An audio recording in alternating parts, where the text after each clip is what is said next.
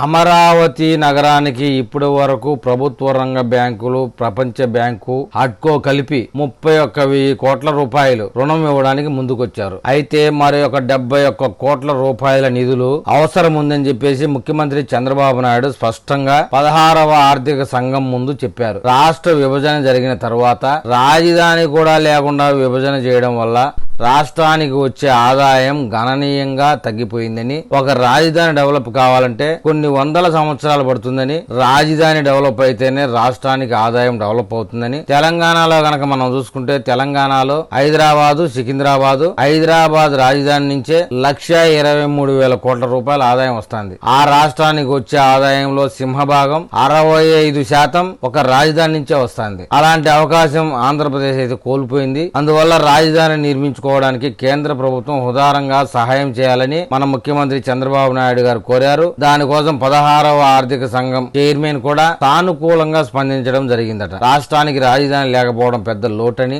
ఆదాయం విషయంలో కూడా రెండు రాష్ట్రాల మధ్య విభజన సరిగ్గా జరగలేదని ఆయన అంగీకరించడం అయితే జరిగిందట. రాబోయే రోజుల్లో కేంద్ర ప్రభుత్వం వరల్డ్ బ్యాంకు, హడ్కో ఈ ప్రభుత్వ బ్యాంకులతో కలిపి రుణాలు ఇప్పించడమే కాకుండా కేంద్ర ప్రభుత్వం కూడా దఫాలుగా ఒక 30,000 కోట్ల రూపాయలు సాయం చేసేందుకు ముందుకు వచ్చేదానికి స్పష్టంగా అవకాశం కనబడుతుందని చెప్తున్నారు. కేంద్రం రాష్ట్రాలకు ఇచ్చే నిధుల బదిలీలను కూడా పెంచే అవకాశం ఉందని చెప్తున్నారు. ముఖ్యంగా రాజధాని లేని ఆంధ్రప్రదేశ్